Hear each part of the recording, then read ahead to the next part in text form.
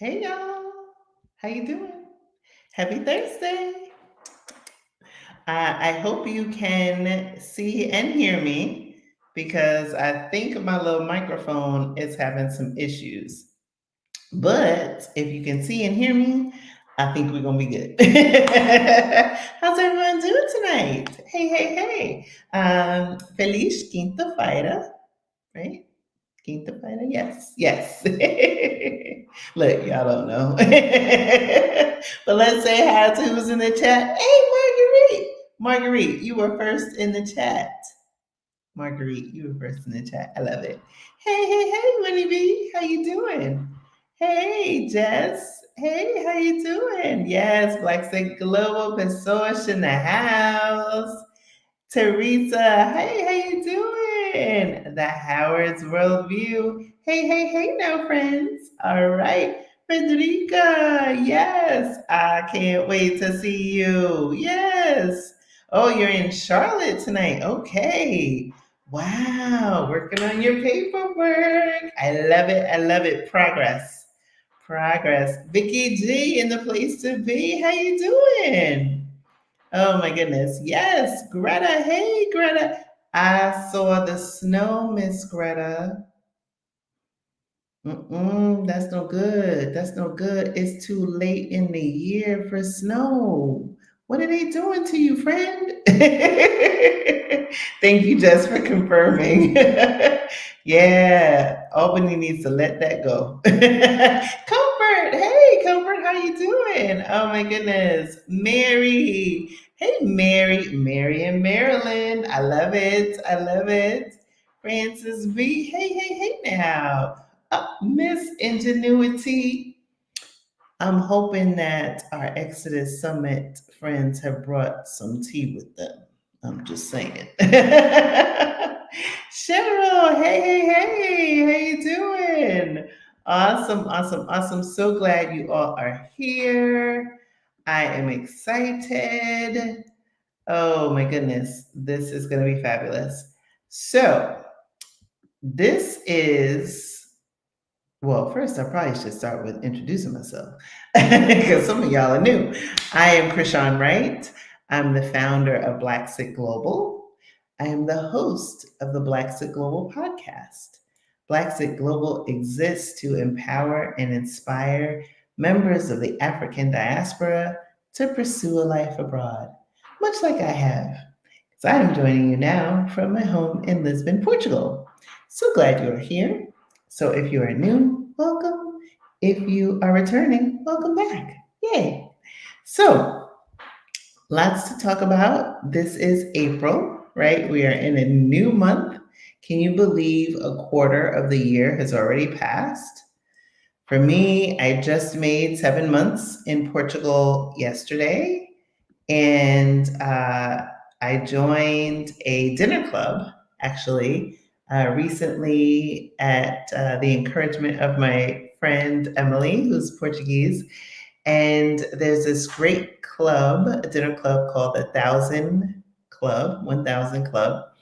And it is 500 foreigners and 500 Portuguese, and they have like private dinners. They have these monthly events, and so I went to a monthly event yesterday at Java Rooftop in Lisbon. The views were incredible. Watched the sunset. I have to share. I've been out all day, and so I need to share that. It was so much fun. And then today, I was out this afternoon. One of my former coworkers is visiting. We haven't worked together in like 5 years. It was so great. He reached out and had lunch with him and his lovely family. They're here visiting from Princeton, New Jersey.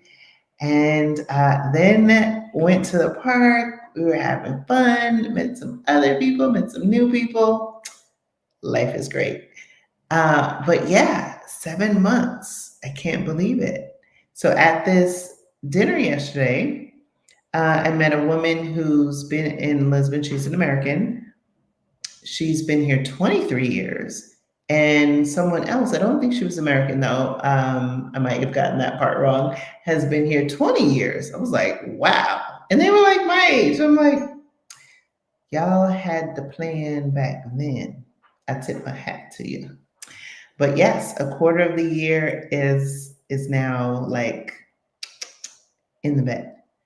So what that is a reminder for those of you who are on the journey, right? You're almost there. If this is your year, this year is your year. You're getting closer to goal. And for those of you who are a little further out, I want you to stay encouraged because guess what? 2017 was when I revisited a dream that I had for myself when I was a little girl in the Bronx, where I wanted to move abroad. And I said, hey, 2023 was going to be my year. That was 6 years out. And guess what? I made my dream a reality. So if 2024 is not your year, I respect where you are, right? I just want to continue to encourage you along the process. This April, the month that we are in, is Financial Literacy Month. And so this month, I'm dedicating this channel to talking about finances because this is one of the biggest roadblocks that keeps people from moving abroad or, and we'll talk about it with my next guest, having enough and then not realizing they have enough. So we're going to talk about those things tonight. So for those of you who are listening to the Blaxit Global podcast, which I hope you all are, we are in season 6. And in June, we're going to celebrate our, well, we're going to celebrate 4 years of Blaxit Global. In August, we'll celebrate 4 years of the podcast. But in 6 seasons, I've had a lot of conversations, right? And so the next guest that we're going to have tonight is a guest from the current season of the show. What? So I hope you have listened to her episode. And even more so, I hope you're already subscribed to her YouTube channel because her story is compelling, it's amazing. And like I said, this month is all about money. So each guest every week this month, this is what we're going to talk about. We are going to get you from where you are now to where you want to be. Okay? Love it. Greta says she loves it. Yes, yes, I love it too. Hey, hey, hey, travel girl, you made it. You made it. Joyful one. Tanya, hey, hey, hey. Look, we got Texas in the house. This ain't Texas. Woo! You know, look, truth be told, I was having little sips in the park. So, but without further ado, I am going to bring up to the stage Money Coach Malika. Hey, hey, hey. Rashawn, I don't know what you've been drinking, but I want some of that in my cup. There's been quite some drinking in the past few hours. I love it. I love it. So much so that some ended up on my clothes. But that's I love besides it. the point. We gonna talk some money, okay? Okay. Yes, yes, because and when you're talking about money, money makes me happy, and happy juice makes me even happier. So it is fortuitous that we're having this conversation I tonight. love the happy juice.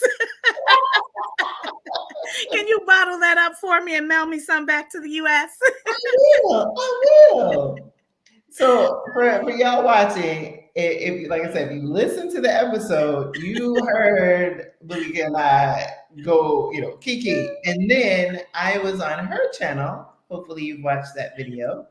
And I guess almost 2 weeks ago now, where Mhm. I shared my money journey Yes, which I and love.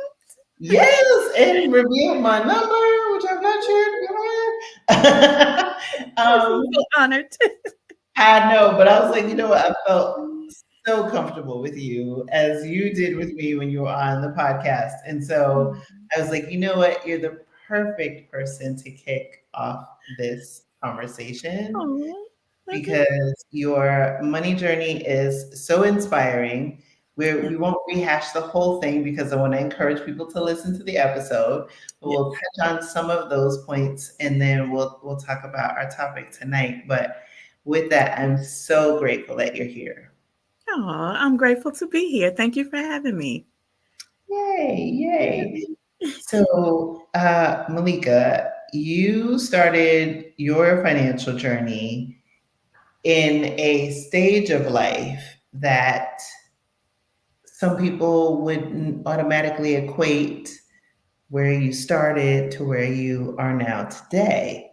And Yeah. so, for those who either have listened to the episode or who haven't yet, can you share where that was? Yes, yes. Quick Cliff Notes version so we don't spoil it for the full episode. While most of you were in high school or in college enjoying your youth, I became a mom and I had to quickly figure out how to take care of this little human, and I had no money. Hmm. Yes.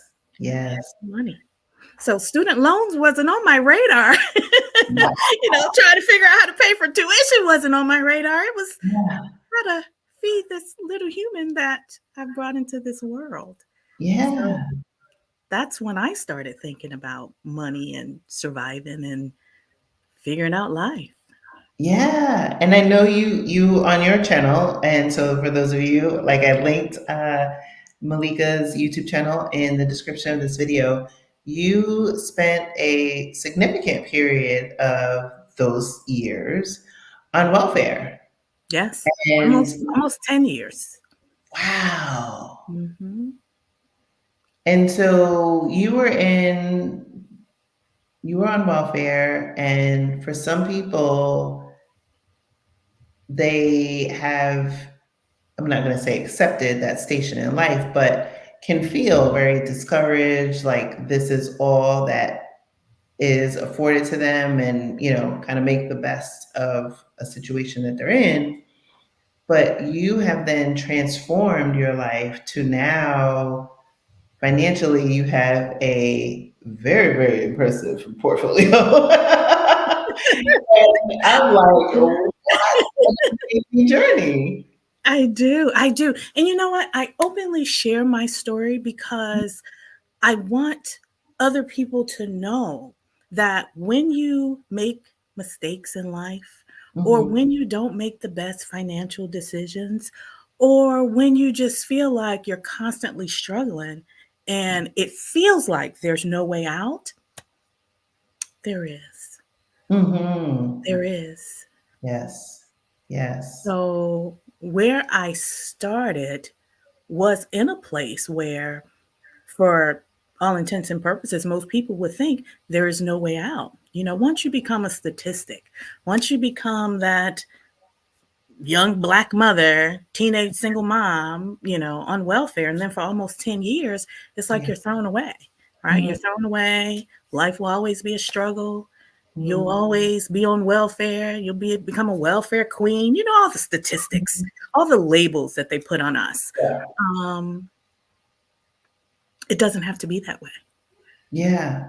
It Yeah. doesn't have And to be that's so important because it's hard. I've openly shared on the channel, like, look, there was some seriously lean years. There was some serious debt to get out of. There was me starting over post divorce. A lot of, as I looked at my social security statement, a lot of goose eggs, Ooh, I shared my social security statement on one of my videos, Oh and my I had God. like the 10 years that I refer to. Yeah. My earnings were like $1,000, Yeah. Yeah. 2,000. You can see it inching up, and then in like year 6, it fell all the way back to zero. And it was like, Wow. okay, what happened that year? Yeah. Yeah. There's some But goose eggs in there. There was some free lunch years, 5 layoffs in 15 years of my corporate career. your story is amazing. Whew, like the struggle was real, and some other financial mistakes in that, climb, right? It's kind of like the market goes up, go down, goes up, go down, right? Yes. But But we it's, roll with the punches, right? We roll with the yeah, punches and we get back up. Exactly. Yes. And I think it's your story, my story, others that are watching probably have, their own compelling story in their own right.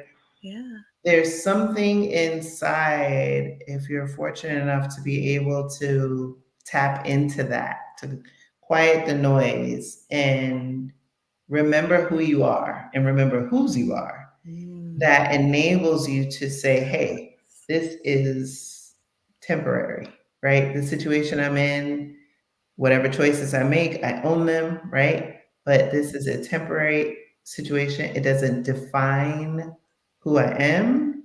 Mhm. And then that was what enabled me to pick myself up and just like, okay, you gotta, take your licks, feel what you gotta feel, dust yourself off and try again. Yeah, yeah. A lot of it is internal. Um, Mm, but I'll also admit, I knew I wanted better. I knew I could get out of that financial hole, but I mhm. didn't know how Ah, until I saw other people that looked like me doing it. mm, yes. So I needed that inspiration from other Black women Mhm. to show me that it was possible and to show Yeah. me how to do Mhm. it. Yeah, because Yeah. representation matters. That's one of the Yes. reasons why I started the podcast and this channel, because I knew I wanted to move abroad, but every time I was searching about expats and countries, we were not showing up in Google search. And I was like, but I know they're there because I am aspiring to be one of them. So I'm not the only one. And we've had luminaries of the past. And so even on the financial journey. Like I Mhm. started, one of the doors opening was actually the very first door that opened to my awakening was two books, right? It was The Millionaire Next Door by Mhm. Thomas Stanley Yeah. and Think and Grow Rich by Napoleon Hill. And I had Um, listened to those, and that started like hey, you need to do something about this. And mhm. then ultimately, Dave Ramsey was as controversial as he is, Mhm. the framework was helpful for the stage in which I was, which I just needed a framework and a plan. It Mhm. helped me hold on to something and keep me motivated. Now I've since grown, just like, right, kids grow up in school and they move up. I've moved up and moved on. Right. And in doing so, the whole, financial influencer landscape has changed where you see more representation, which has enabled me to broaden the aperture, broaden the landscape, and have more people that I consume content from who are representative of our lived experience. And so that's why I think, like, regardless of whether you are, wherever you are in the journey, it's Mhm. never too late Mhm. because you are at that moment where you can literally make a decision that transforms your life. Right now. Yes. Yes. Right now. And I'm so glad you mentioned the books that influenced you. The Millionaire Next Door was one for me too, because Mm. I think part of the mindset shift Yeah. that was helpful for me and that's needed in order to elevate your finances is what you associate with financial success, what Yes. you associate with wealth. Mhm. So when we traditionally think about wealth or millionaire, like the word millionaire, you Yeah. automatically think white man. Mhm. And if you do think of a black person, you think a celebrity, right? Mhm. Someone famous. Yeah. It never occurs to you that that black sister that you live in next to, that's right next door, Mhm. is Or two sisters that you're watching on YouTube right now. all right, is a millionaire.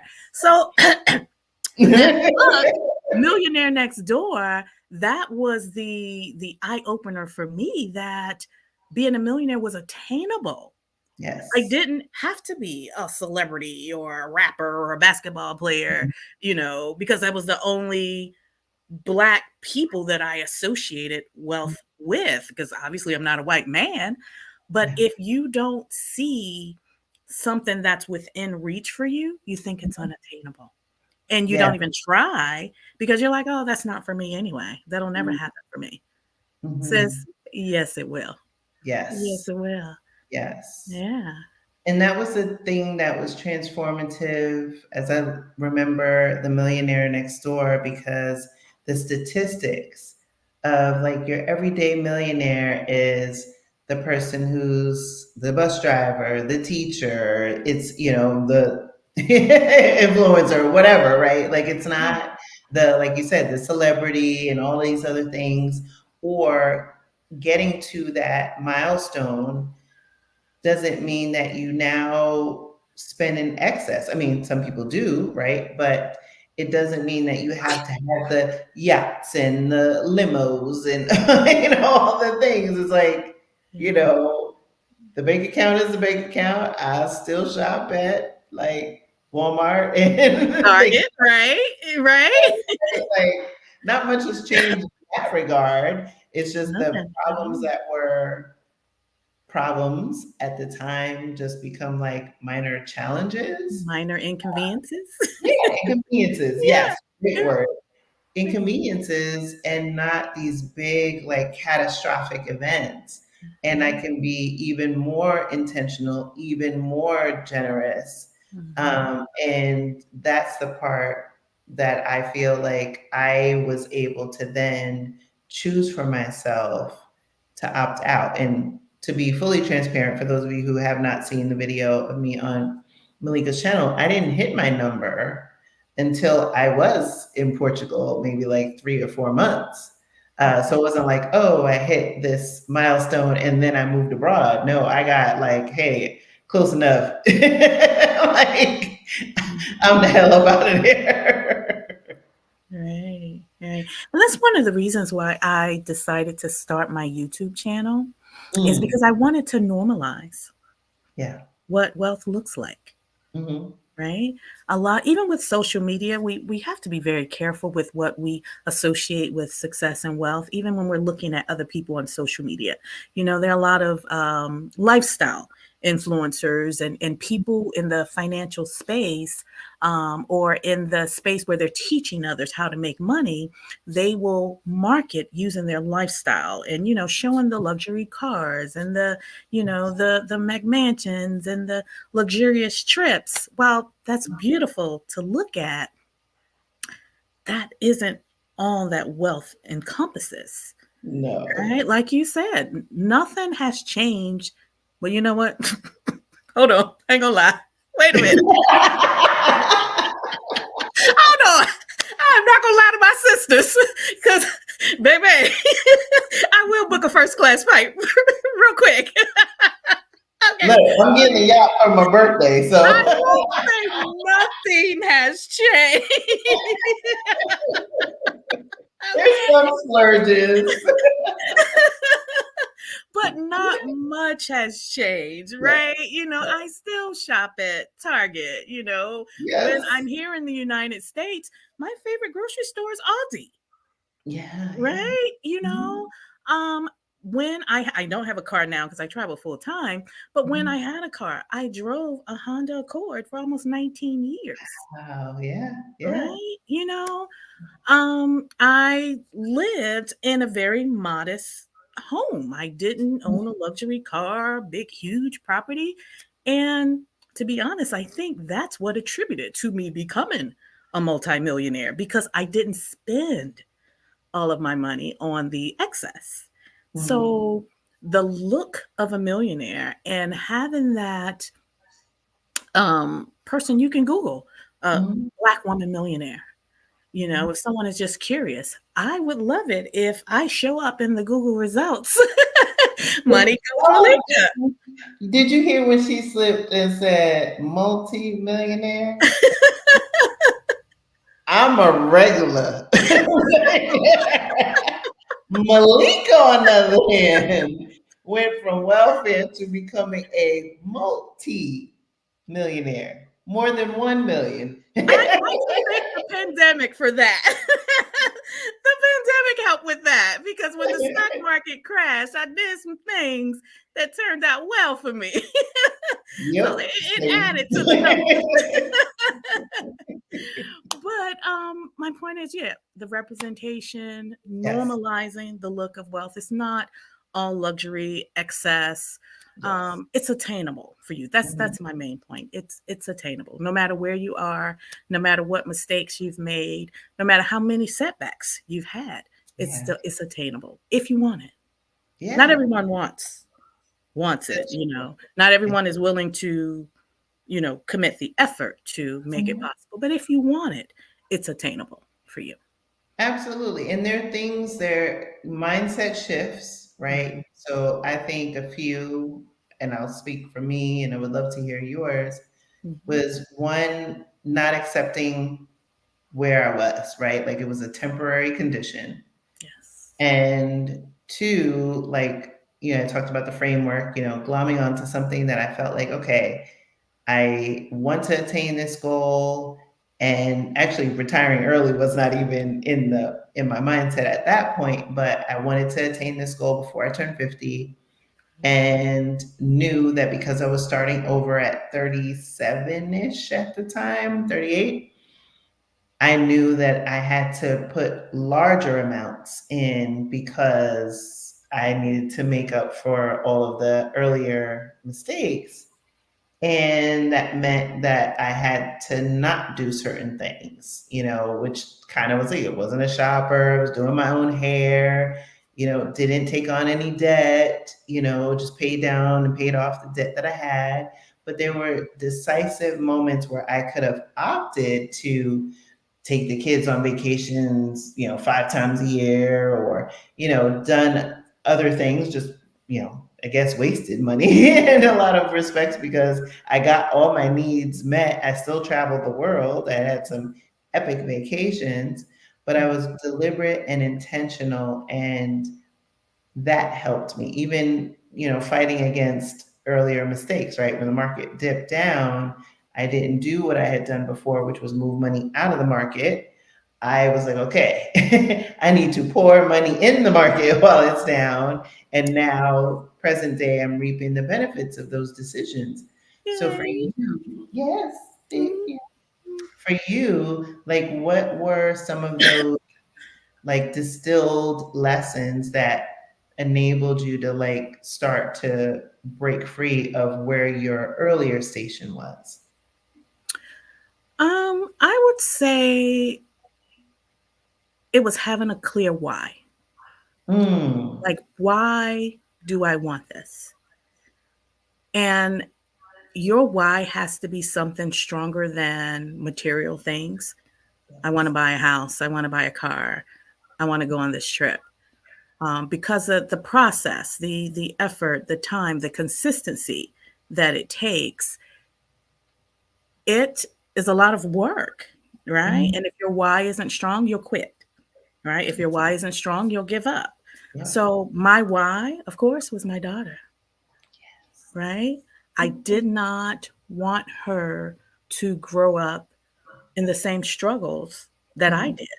I did not want her to make the same mistakes that I did. So I wanted to put her in a better environment, in a better school, in more extracurricular activities, more experiences to help her, tap into herself to figure out what she wanted and to explore her interests, versus just an idle mind doing things that you shouldn't be.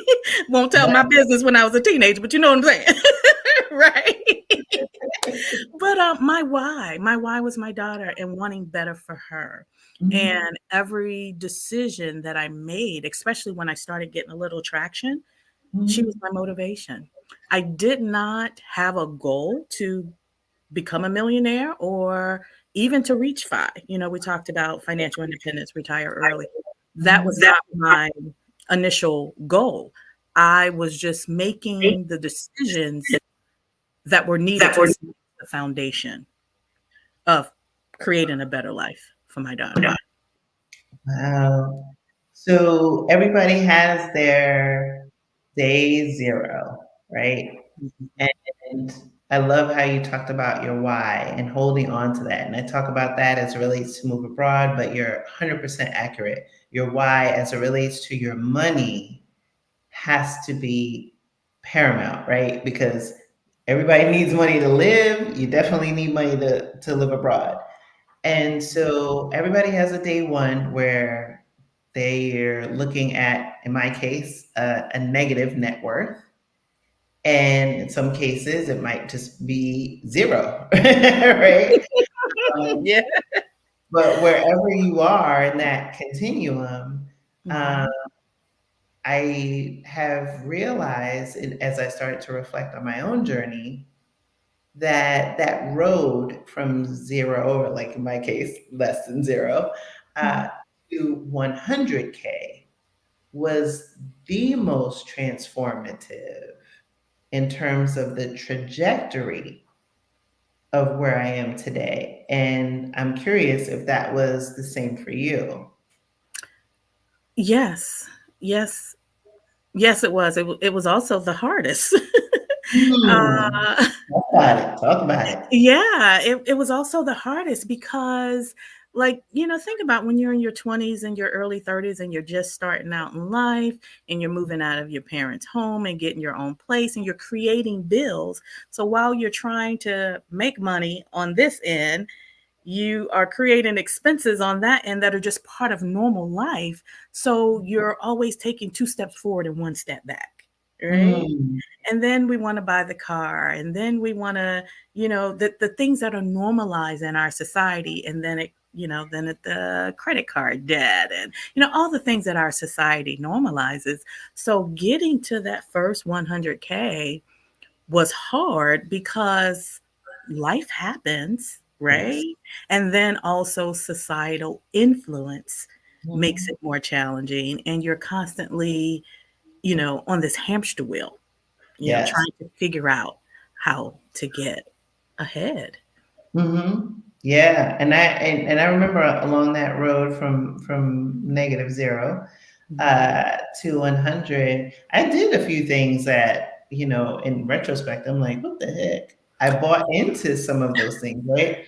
The expensive Exactly. bag, did that. Well, when I was married, we did a lot of things, right? Multiple houses, multiple cars, like all the foolishness. Right. And then when I started over, after a while, as I was starting to try and reformulate my identity, it was like, oh, wow, okay, people are buying these expensive bags. I need to buy an expensive bag, right? Like, and it wasn't, and I remember I bought this bag and it was a couple thousand. And I was like, what the heck was I thinking? Like, Mhm.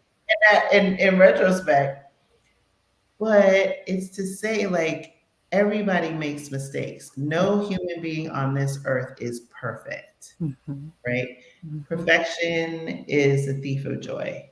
right? You have to realize that as a human being, we are spiritual beings having a human experience. And so we will make mistakes. But if Yes. you take the L, take the lesson, and say, okay, I've learned from that. I've learned not to do something, or I've learned something and I learned to do this differently. That is what that lesson is supposed to teach you. It's not to help you, wallow in self pity and keep ruminating about earlier mistakes or past mistakes. It's so that you can get past those mistakes and move forward. Yes, yes, I agree. I think that phase between that 0 or the negative and 100,000, learning is pivotal in that phase. And sometimes that learning is based on your experience, but that learning also has to be intentional too, wanting Mm, to increase your financial literacy. yes. Because as I listen to you talk about your what the heck was I thinking moment, with the bags, my what the heck was I thinking financial decision was buying my first house. Really? 250,000 mistake. It was the worst financial decision I've ever made in my life. Ooh, now I'm going to interrupt you here. Okay. The American dream Exactly. is home ownership, Malika. Are you telling me that that is not true? You know, I think, as with all things that we are influenced by, everything needs context, right? Mm, But when we're looking at things on the surface, you get the college degree. So we think, oh, we got to go to school to get the college degree. So we take out all these student loans because we think we're doing what we're supposed to do. mhm. There's context to that too. And there are ways you can minimize those student loans. The same Mhm. thing with buying a house. Buying a house is the American dream. We're thinking, oh, once we graduate college and we're adults, we're supposed to buy a home. So we go out and we buy that, may not be your dream home, but that first home, and you're so proud, and you take the picture with you, closing at the closing table, or with your keys in your hands. There's context to that. What Yes. they don't teach you is the context. So Mhm. without the knowledge, without the education, you get caught up in that dream, and you make those financial decisions that end up biting you in the butt later. And Yeah. that's what I did. I bought a new construction. Mm. Just the thought of it, just like, oh my God, I can't believe I did that.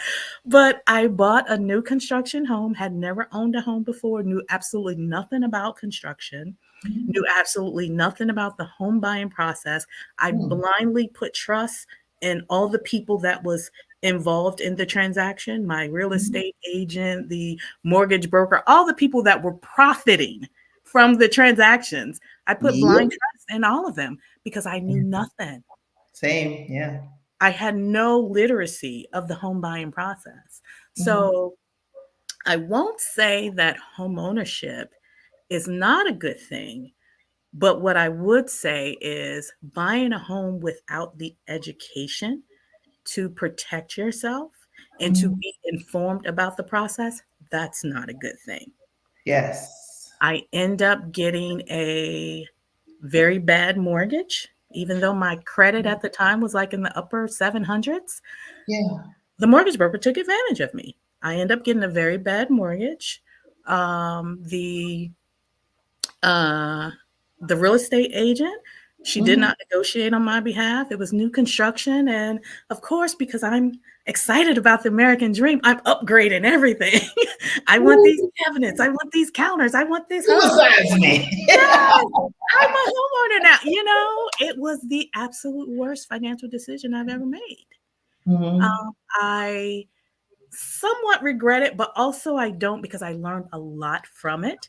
And I applied those lessons learned that were from experience as well as intentional learning to the next property that I bought.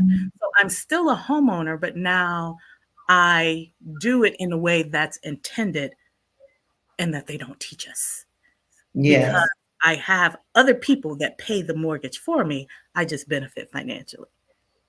You see? that's what I'm talking about. That's what they don't teach us, Yes. right? Yes. So Yeah. yeah, there are lessons in the mistakes, but there should also be intentional effort to improve our financial literacy as well. Absolutely, because I also follow Ramit Sethi, and he is multimillionaire, rents, continues to rent, Mhm. and I've made the decision after I sold my home. I mean, now I own property, but it's paid for. But Right. it's I made the decision to intentionally rent because one of the things that Ramit said that was really impactful for me was when you buy a home and you get that mortgage, that's the least you're going to pay.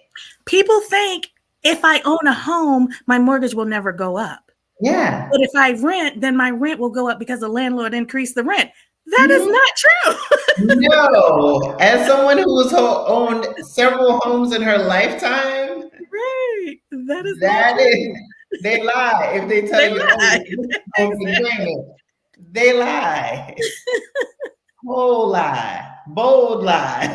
So Like, as your mortgage is going up, you're also responsible for all of the maintenance while yes, you're figuring out where to get the money from to pay the increased mortgage. yes, It's yes. a scam. It's a scam. Property taxes, you've got, school tax, property tax, depending on where you live in the country, right? Everything's different for anyone else. Escrow, right? Homeowners insurance. Especially, I was reading an article over the weekend where They were featuring Florida, of course, California, and I believe the other one was Louisiana, where homeowner insurers are leaving the states because of climate change and other things that are outside of their control. And now the states are now the insurer of last resort. And homeowners that were paying $1,600 a year in premium are now paying $7,000 a year in homeowners insurance that they didn't budget for, because when they got the mortgage, they had their $1,500, $2,000, $3,000 mortgage. Now you've got to come up with $7,000 in property taxes. And because states are barely good at running states, the insurers are giving them less. So your policy coverage is more narrow. So as I was reading this, I'm like, okay, well, a couple things. One, like I said, states barely can run themselves. So now they're in the business of, being the insurer of last resort. Questionable. Two, climate change is real. So if there's a catastrophic event, who's to say that these states are going to be 100% solvent if there's something like a Hurricane Katrina or something more serious, right? Man made or otherwise. Three, is FEMA stepping in to back up and guarantee these states and these properties? Haven't heard that. So, for those of you who are in those states, you got a real serious issue. And four, resale. Because if there's insurer of last resort, that means that anybody who is potentially going to buy that property on the downside, where are they going to get insurance? And are they willing to pay that? So that is why, like you said, context and deconstructing these things that we're just told and conditioning, right? Your whole life, you have to think about you. If you want a desire to have a home, sure. But you have to realize that living in that is not an asset. If you are investing and you have other people living it, like you were saying, paying the mortgage or something like that, that is a whole different relationship. Right. And so again, it's opening the aperture, it's mindset shifts, because people don't talk enough about the phantom costs. If the dishwasher breaks, guess what? Here, my landlord has to cover that. That's not my problem. I just have to be here to let the person in. If I own this place, guess who has to buy a new dishwasher? Right? Right. Potentially. Or Or have something your costly like the HVAC system. yes. And you live in the South where it's hot. Yes, exactly. My mom had to It's do that on the house. She had $10,000. to replace she's been in the house 30 years. So guess what? New roofs, windows need replacing, painting needs to happen, uh, driveways need to be repaved. Like all of those things, lawns need to be cut. Like all of these phantom costs go into that. And so it's not just a number. So as a person who continued to improve and boost my financial acumen, because I realized I had a lot of deficiencies there, I started thinking about what I wanted to attain. And I realized, because I got close, I had saved up quite a lot to put down a deposit for a home. And then the law changed where you couldn't do all the whole property tax write-off and things. I was like, you know what, I'm just going to continue to rent. I'm so glad I did that, because keeping my rent as it was allowed me to invest more than, I think I had owned maybe 3 homes or 4 homes at that point in my life. And I attribute getting to this level was by making the decision to be intentional and not to own a home again, because I had several experiences where, you're signing that payment, like you said, and literally yesterday's price is not Not today's price. today's price. Yes. Yeah, I agree with you. And I did the same thing. I've owned several homes, but the years leading up to when I decided to retire early, I was renting. I was Mm. renting. And the rent that I was collecting from my homes paid the mortgage, and there was also cash flow to pay my rent. Wow. That's even And better. then the tax benefits. Hmm. of home ownership, right? Yeah. But So you don't get those same tax benefits when you're only talking about your primary residence. The correct. tax benefits is owning the rental property, Hmm. right? Exactly. Well, it's also, I guess, maybe a comparison would be being someone who is on a W-2 to being an entrepreneur, right? There's Perfect. Yes. write-offs that you have as an entrepreneur that are not available to you as a W-2 employee. Right. That's a perfect example because as a W 2 employee, when you get paid, you get taxed on the amount of money that you've earned. As a Hmm. business owner, I earn revenue, I have Hmm. expenses. I get taxed on what's left after my expenses.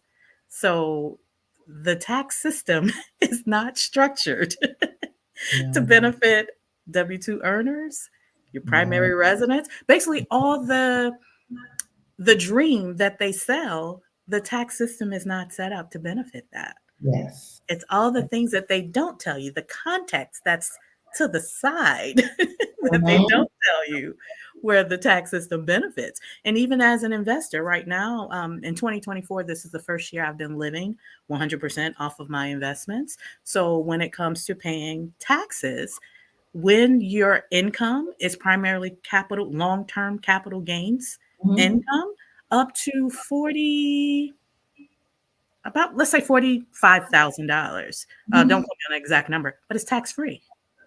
But if I Ooh, worked a job and earned $45,000, I would be paying at least 15% in ooh. taxes. Wait. We gotta say it again for the people because I think we would Let have me get the blown exact people's number. minds Hold right on. now.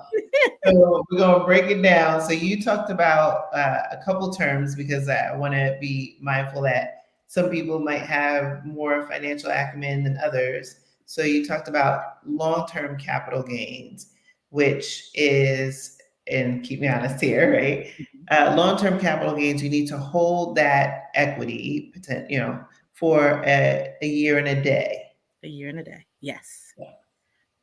Yeah. And then you're taxed at a lower rate than if you had that equity for a shorter period, less than 365 days in a day or Yeah. 366 days, and you're taxed at your ordinary income tax Yeah. rate. If you hold the asset for less than a year, your tax as if you earned it from working a regular W-2, Mhm, right? But if you hold it for a year and a day, it's considered long term. And mhm, the capital gains tax rate for 2024, as a single person, I'm single, but it varies if you're married, filing jointly, married, filing separately, head of household, of course. But as a single person, you can have up to $47,025, and the capital gains tax rate is zero. no tax, friends, Now imagine you lived in a tax-free state on top of that, as I do. and people wonder One, why wealthy people don't pay taxes. It's because they're playing a different game. we are trying to teach you how to play chess, The not game. checkers. Yes. And that's why financial literacy is so important. You have to learn the game and Yes. learn how to play it. And I know a lot of people, especially our community, don't like capitalism. They hate capitalism. I get it. I Mhm. get it. But you exist in a capitalist society. Yes. So you can hate it, but learn the game and leverage it to your advantage. Leverage it to benefit your family. Yes. And then if there's something you want to change, influence the change with the wealth that you've gained, Mhm. right? Mhm. But you Yes. got to learn how to play the game. Absolutely. $47,000. Wow. So you can withdraw up to 47 from various accounts, whether it be your brokerage account, which is for those of you who don't have one or know a little bit about brokerage accounts, that's a taxable account. that you can put after tax money in and you can access it.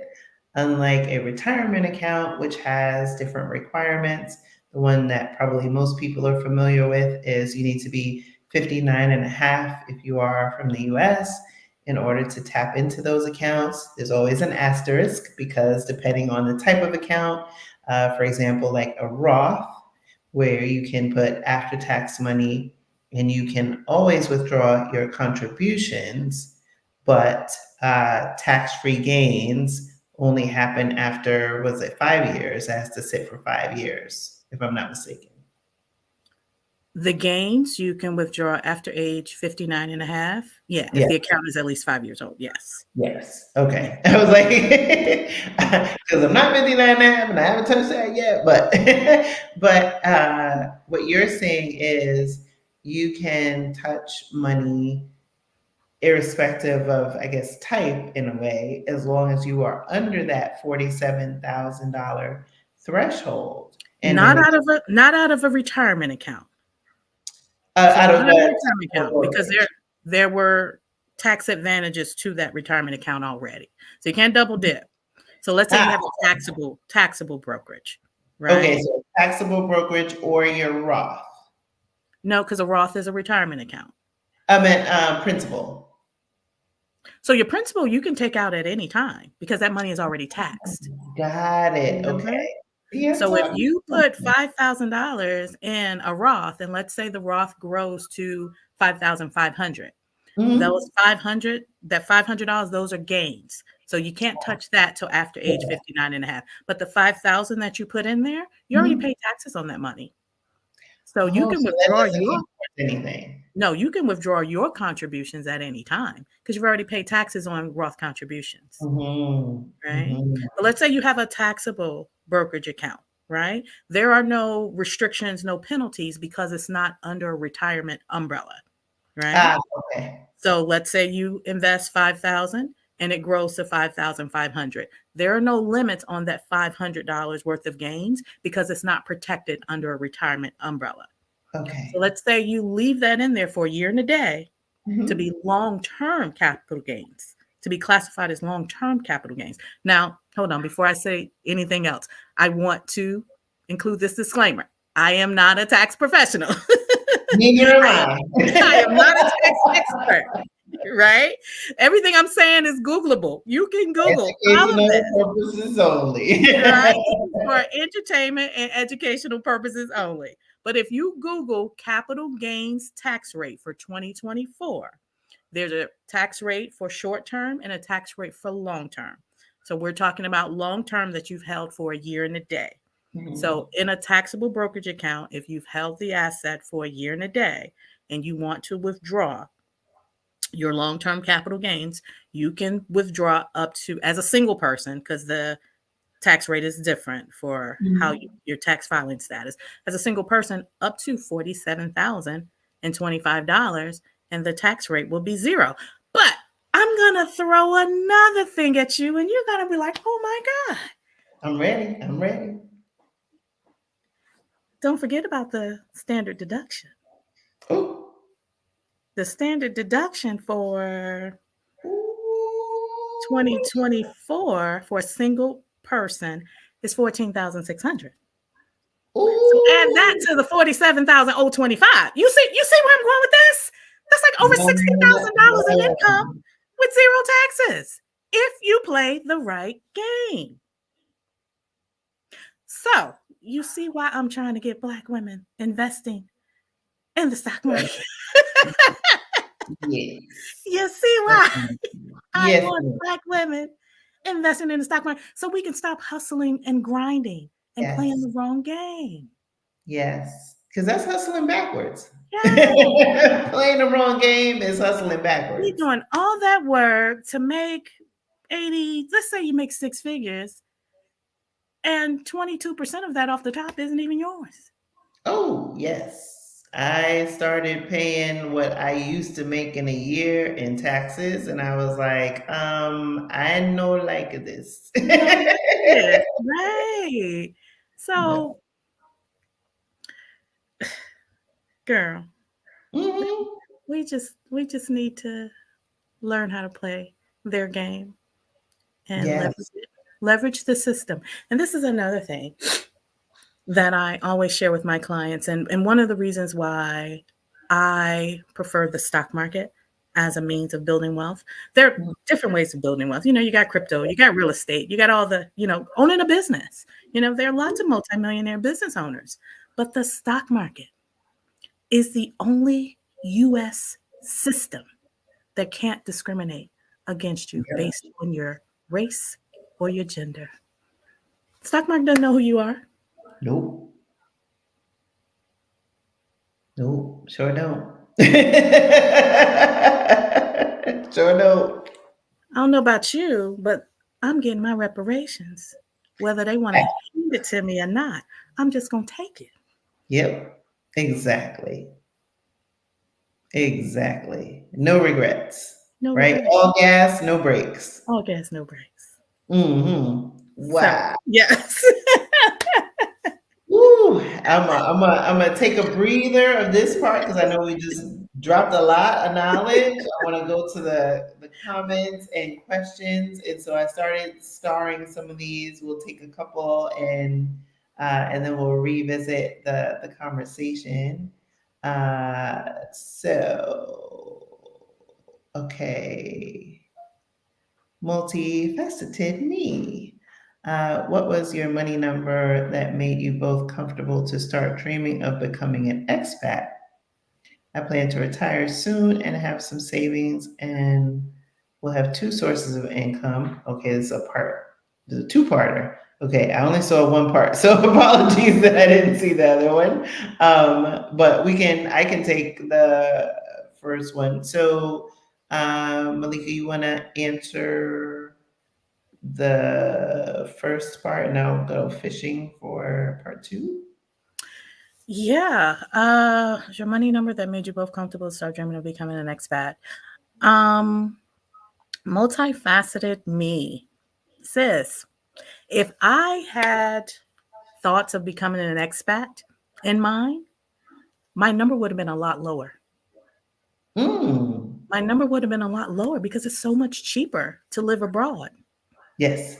So when I started focusing on a number, initially my focus wasn't a number. It was just taking care of my child and being comfortable, Mm, and feeling like I was financially independent and didn't have to rely on the system or anyone for assistance. But when I started focusing on a number, it was so high because I was estimating based on living here in the United States. mm, But if I was focused on living abroad, it would have been a lot less. mm-hmm. It would have been a lot Yes. less. So when I'm Yeah. abroad, I don't live abroad, but I travel slowly and I travel long term. When I live abroad, I spend about half of what I do when I'm here in the States. Mm-hmm. Yeah. Same. I cut my expenses by at least 50% by moving abroad, which also, like for me, it wasn't a specific number. And we talk about this in the Blaxit Global Passport. So there's a link there to join. But for me, I did my budget. So I had my move abroad budget, how much I was willing to spend, the number that I wanted to keep to, and then pressure tested that against what, different sources. And I've gone through some of those on the channel. So for those of you who are watching now or watching the replay, there's videos on here that talk about budgeting, get into your number.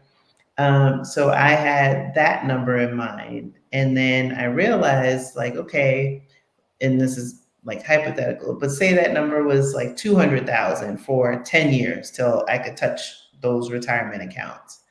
Well, do I need to have 200,000 saved before I move? No. Or do I have to say, okay, maybe for 10 years I need to have 200,000. But if I have income from other sources, then I might not be having the same burn rate. And so I may be using half of the money that comes in or 100% of the money that comes in and only tapping into a portion of that money. So there's ways in which you have to think strategically first about knowing, your needs, and leaving, of course, some room for wants because we're human. But being clear on what your budget is and then starting to forecast that and then just get comfortable. Honestly, we started off this conversation, the numbers that we've acquired and accomplished, that's great, right? It's impressive, it's something to be commended, but at the same time, do I feel 100% different? No, slightly different, but not 100% different, right? I'm still the same Prashan before the number, after the number, right? The market could. More money just makes you more of what you already were. Exactly. Right.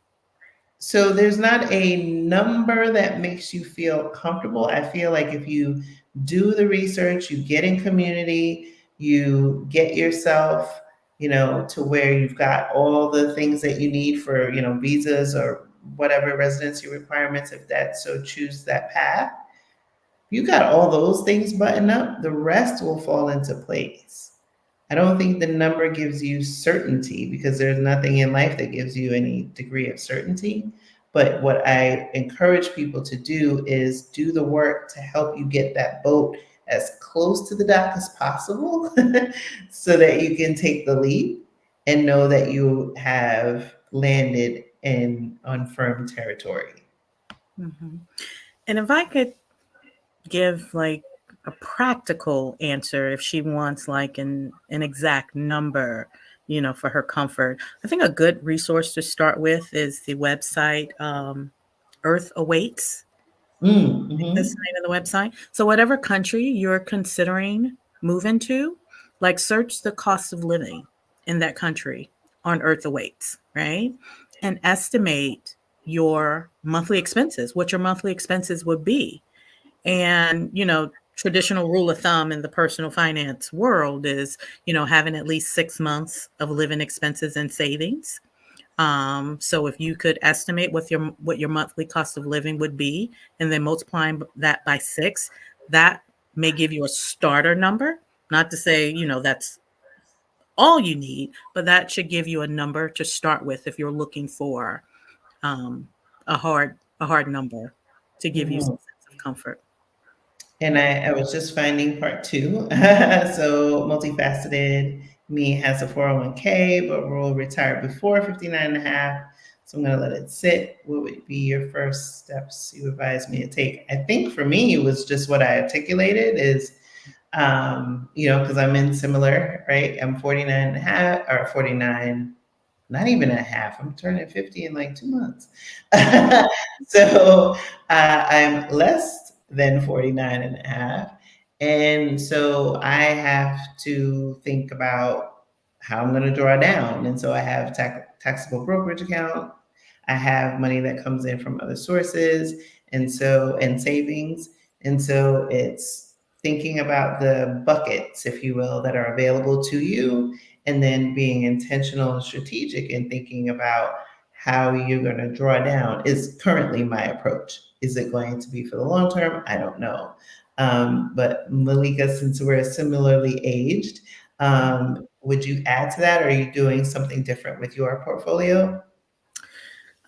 Yeah, once I decided that I wanted to retire early, it wasn't always a goal of mine, but once I decided I wanted to retire early, I started creating a cash reserve account Mm, that was separate from my investment accounts. I wanted cash that was easily accessible so that I mhm, could pay expenses and not have to rely on, my investments or being subject to, market volatility. So if you have some time, I don't know how far out you are from wanting to retire, start thinking about creating a cash reserve account. What that does is for me, it gives me comfort and peace of mind knowing that I have access to cash if something were to happen to my investments. And then also it gives me a peace of mind when the market is down, mhm. during a extended bear market or major correction. I don't want to have to withdraw from any investments while the market is down. So I will lean on the cash reserve for that. Another thing I did to prepare, because I left my career, I'll have about a 10 to 12-year gap be, between Mm, when I retired early and when I can start withdrawing from my traditional retirement accounts. So I created that taxable brokerage account as well. mm, So that will be another source of income I'll tap into before I'm able to use my retirement accounts. And then a third thing I just started doing is called the Roth conversion ladder. mm. You can start converting your 401k to a Roth IRA. And again, I'm not a tax expert, so consult with your tax advisor.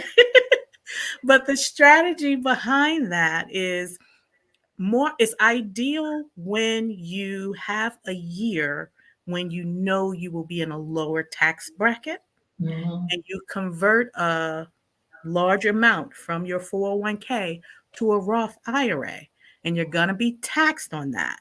But you want the funds in the Roth IRA so it can grow tax free. mm, And then in 5 years, what it does is it creates a ladder for me of money that I can start accessing before the age of 59 and a half. Because remember, your contributions you yeah, can withdraw at any time. mhm, So that's how I'm able to access my 401k funds early before 59 and a half by mhm, strategically setting up that Roth conversion ladder in advance. But again, strategically, because you want to make sure that you're not overpaying taxes. So you correct. want to do it in a year where your tax liability is lower. So this is something I just recently started doing. But Roth Ooh, conversion ladder is a way of accessing your 401k before yes. 59 and a half. And another good resource I will add to that is Investopedia, which is like investment Wikipedia. So some of these terms that we might be discussing tonight may be the first time that you're hearing them.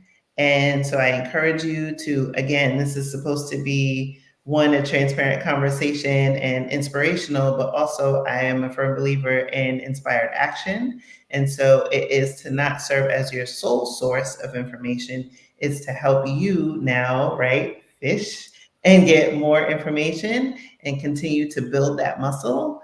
That's what I did. That's what helped me get from 0 to 100,000 was every day I was digesting new content to build my financial literacy, to build my financial acumen. And that is what helped me start to correct some of the earlier mistakes, challenges that I had, and be more focused and intentional about my money. Because when you get from 0 to that first, or negative to that first 100K, that's where you start to really see the power of, I think it was maybe Warren Buffett that coined compound interest, Is the the eighth wonder of the world. eighth wonder of the world.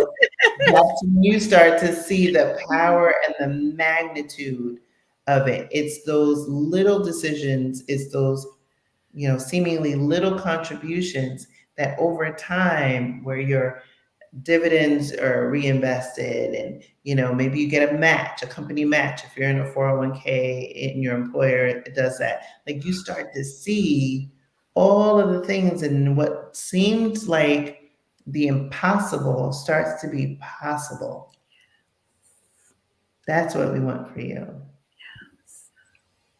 I agree. Let's see. This is for you. Do you have a management company for your rental properties? I do. I do. I have a property manager that charges me, she went up on her rate this year. So I don't remember what it is now, but she used to charge me about 5.5%. So the Mm. rents that she collects, she skims 5.5% for herself off the Wow. top, and then the rest is deposited into my account. But she handles all of the 2 a.m. My toilet seat is backed up. Yep. Oh my goodness, I think the roof is leaking. I don't have to worry about any of that while I'm off gallivanting around the world. Yeah. So It's really hard finding a good property manager. I think she's probably the Hmm. fourth one that I've had, but she's worth every dime that she charges me Ooh, because I it love it. reduces a lot of stress. When I have to turn over a new property, she oversees all of the work. Hmm. She takes in the application, she runs the credit report, she sends me information to get my approval and input. Um, Anytime the rent is late, she's sending out the late notices, the invoices. I've never had to evict anyone, thank God, knock on wood. But if I did, she would handle, the court, proceedings for that. But there's a lot of different things a property manager could do for you, and you can negotiate that in the contract. But they charge and it varies by state, of course, but they charge about 6%. And we negotiated down to 5.5%, but she went up this year. So I'm probably paying maybe 6.5% of the rent that I collect for her fee. And it's worth it. Wow, it sounds it. Oh my gosh. And that was helpful because I didn't realize that property manager, I think about it very literally. That they're just looking after stuff, collecting the rent, but I didn't realize like all of those aspects that, you literally can be as hands on or as hands off as you want to be, it sounds like. Yeah. Wow, that's fantastic. Let's see. Comment. Travel Girl said the W-2 employee is the most exploited taxpayer by the IRS. Facts. No lies detected. Yes. It's by design. It's Yeah, by design. When you think about the American dream, it yeah. starts with, funneling you into the college dream. So, what do Mhm. you have to do when you go to college? You take on debt, right? Yeah. And then when you finish college, then they feed you the dream of the home, of the white picket fence. What do you have to Mhm. do to buy a home? You got to take on more debt. And after you've taken on all this debt, you have to Mhm. work. I need a job. I got to pay these bills. It's all Mhm. part of the design of the American dream. The US is a business. Yes. The United States is a business. Yeah. And we're the widgets. Yeah, We're the yeah. widgets. Jamaica, in Portugal, are you taxed on capital gains? I don't know. Mhm. I have yet to file my taxes or draw down capital gains.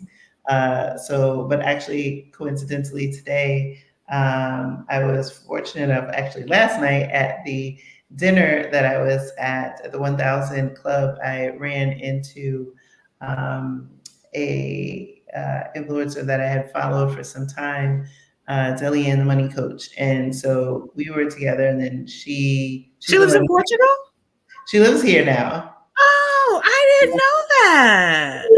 Yeah, she moved a year ago. Next month makes her year. Yeah, Oh, okay. yeah. And we've been following each other for a while, and schedules were what they were. And then just so happened, I looked over and I was like, oh my gosh, I know who that is. And so we were chatting it up last night. And then she gave me her accountant in Portugal today because I was like, oh, I don't have an accountant. So she had sent that to me. So I cannot answer that question, Jamaica, because I don't know. But definitely link up with a tax professional. Yes. I also always recommend, because I'm not a fan of surprises, for any country that you're considering moving to, look into, and you're serious about moving to, right? Like, reach out to tax professionals in that country and explain your situation because you want to understand, does the US have a tax treaty with this country? Mhm. These are my financial situations at present. How are those treated in this country? Because there's a lot that you don't know. And so, again, like my job, right, is to help you get the boat as close to the downfall in the drink. And in order to avoid that is getting the information that helps you get to your goal faster rather than jump because you're like, oh, the situation in the US is what it is. I'm going to go here.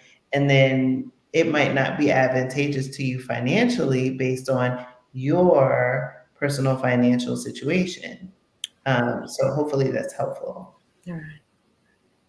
That's very helpful. That was helpful to me too. Well, And to be honest, that's one of the reasons why I haven't taken the final leap to actually plant mm, my feet in another country yet, because there's mm, still some loose ends that I'm tying up, and I want to make sure that I'm making the right decision for me mentally and physically, but also financially. I don't want it to mm, end up biting me in the butt. So I want to make sure I do it correctly. And like you said, I need the advice of experts. I am mhm. not a tax expert. Yeah, and it's interesting because you're talking about making the financial decisions based on where you are. So at one point in your journey, you Hmm. did a stint in Merida. Mexico. Yeah. And so, like you said, you're not there now. Yeah. I think that part would be helpful to people that are watching because sometimes when, either you've thought about moving abroad or you're somewhere and it isn't expectation and reality, there's a delta there, let's say. So for you, what did you learn about that or learn from that experience? I learned not to make hasty decisions out of desperation and just pure exhaustion. I was burnt out from my job. And once I decided that I was going to resign, I just wanted to get away. I just wanted to get away. So similar to what you were just advising, what you do in your community, you help your clients to prepare and to get them as close, as you can, so that they're not taking those leaps and making those hasty decisions. That's what I did. I made a Mhm. hasty decision without guidance. I did research, um, and Merida was a good landing place for what I needed at the time, but Mhm. it wasn't what I needed in terms of a second home, Ah, right? mhm, But I made a very hasty decision, and I was desperate to get away, and I didn't really put in the forethought that was necessary for that type of life changing decision, mhm. and had to brush myself off, regroup, rewind. And that's part of life. That's one of my mottos that I always say. Always reserve the right to change my mind. Yes, I love that. Right. Right? We have So freedom of thought and we have the right to change our mind just because you decide to do something, you might move somewhere, you might not like it. Like I said, mhm, expectation and reality might yeah, be two totally different things. yeah, And that's okay. Maybe it means you go to a different part of the country. Maybe it means you go back to your home country, take a break, regroup. It's okay. You have a chance to start over. yes, yes.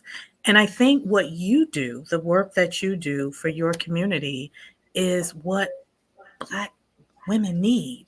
Our community need when we're thinking about moving abroad, because there's so many unknowns. There's so many things to consider.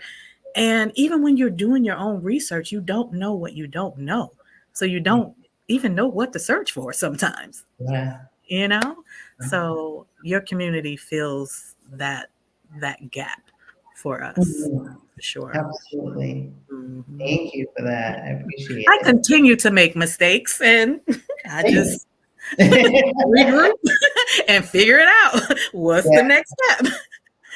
Yeah. exactly. And it's interesting too at this stage, the earlier mistakes that I made, and I made some big ones, uh, and the mistakes that I made with money, I don't beat myself up about anymore.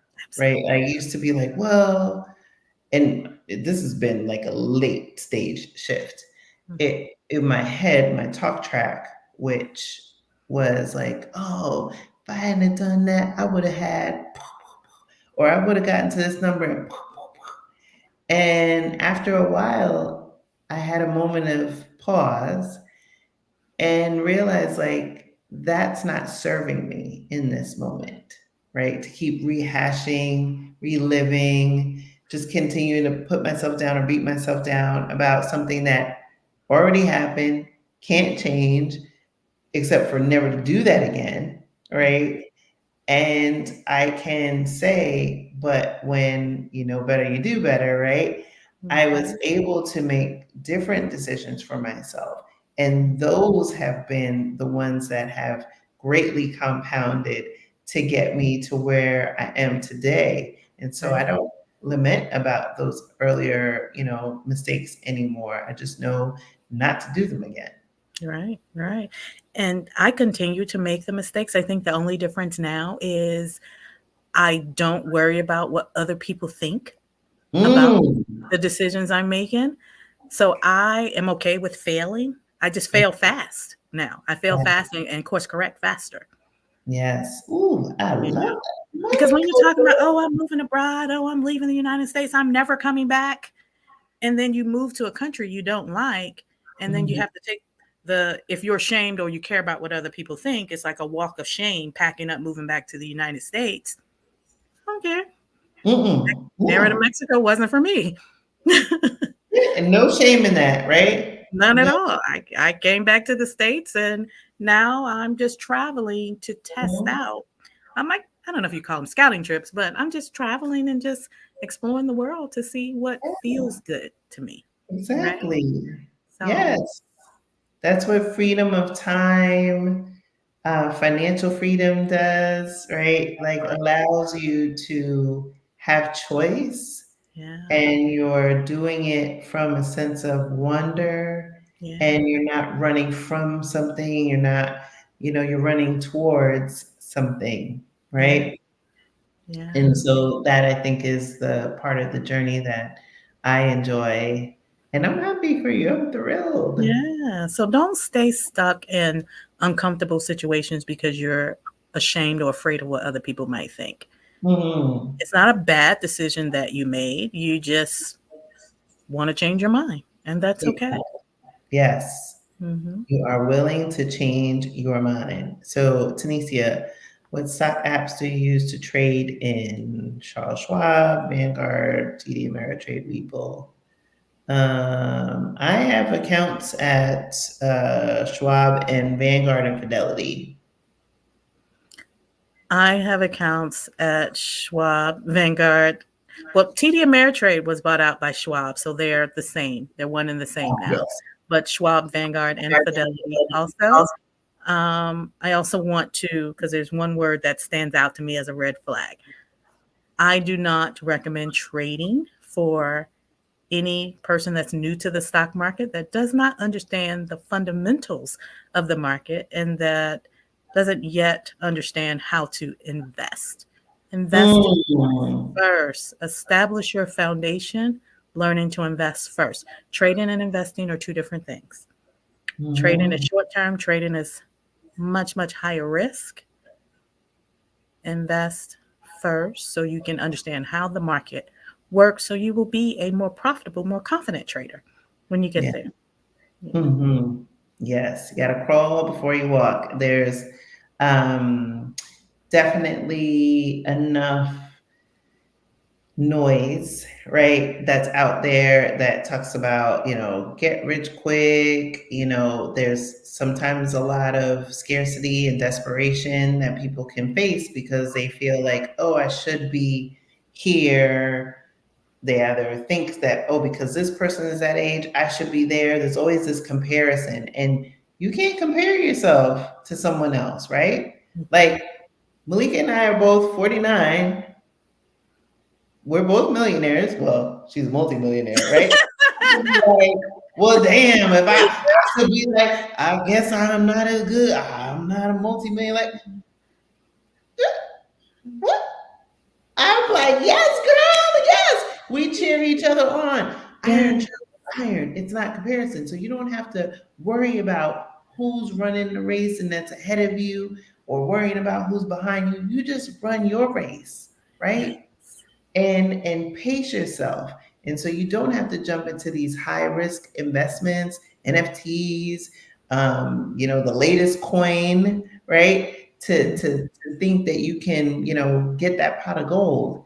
Just do the simplest path to wealth is slow and steady wins the race, right? Yeah, Like Aesop's fable. yeah. And I'm not against trading. I am a trader. However, I do not recommend it for individuals that are new to the stock market because trading requires a significant amount of focus and discipline. Hmm. A Hmm. significant amount of focus and discipline. Yes. So, once you learn the fundamentals of the market, once you learn how to invest, once you learn how to grow an investment account, and that takes patience and discipline, then Hmm. trading to me is the next level because you started to build that muscle a little bit. But if you try to jump into trading as your first foray and you're trying to trade because you need to make money, that's the fastest way to lose money. Yes. Because when you're trading, yes, when you're trading and you enter a position, you Yeah. have to assume that it's going to go to zero. And if that's money Mm. you needed, Yeah. Yeah, you're that's gonna be hurting. You're gonna be hurting. that's And when I was exactly trading, I was fortunately at a position in my wealth journey that I was comfortable with risking a certain amount. But I had some really interesting lessons. And there was when I was focused, as you said, and disciplined and traded my plan, I was very profitable. yeah. When I was greedy Mhm. and unfocused Mhm. and trying to time the market or listening to noise from the TV and then speculating, which is the Mhm. same as gambling, Mhm. I lost a significant amount of And money. those are all things that people do when they're desperate for money and they need to make Exactly. money fast. Yeah. And a lot Yeah. of people jump into trading because they want to make money fast, and that Mhm. it does the exact opposite. So Yeah. I don't like to see anyone lose money, especially a Black woman that's Exactly. trying to learn, right? That's Mhm. trying to improve her financial literacy. So I'm not a fan of jumping in trading first. Yeah, and I think the other lesson for me was because it revealed it being trading revealed aspects of my personality that I didn't realize, that I had. So I think to some the gamification aspect of Mhm. trading on your app can be something that continues to pull you in. At least it did with me. Mhm. And so I know once I had taken a step back, regrouped, and got focused, like right you said, and Mhm. disciplined, I was able to, start to build my confidence back up because it was like, okay, you know what? I did, it wasn't like a lightning in a bottle when I was being profitable. It was, like you said, being focused and disciplined. When I took a step back and I started to go back to trading my plan, building Mhm. up that confidence, I was like, great. Then I entered a period where I had my child graduate from high school. She went off to college. I had to move myself. There were 12 of us from Blaxit Global Passport that moved to Portugal last year. Mhm. Three that have moved since this Y'all year. could have me come to Portugal. I welcomed our latest member last week, and now we got two more coming in June. So Mama's been busy. I said, I'm entering a busy season.